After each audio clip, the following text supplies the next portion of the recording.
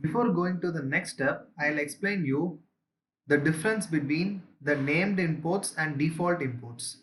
Here you can see I imported the input area from the components because here I have exported it as a default one. So this is called default imports.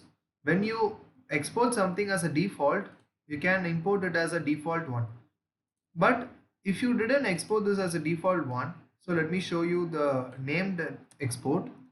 So you have to enclose this inside a curly brace. Yeah, now I have exported it, but it is a named export and you can see here does not contain a default export. It throws an error because in the app.js file I tried to import a default import, but it is not there. It's a named import. So here also we need to enclose this inside a curly brace.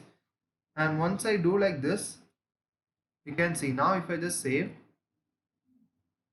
oh sorry, yeah, now you can see it has been compiled successfully. And if I go to the browser, I still got the same things, right? So this is a small difference between the named import and export and the default import and export.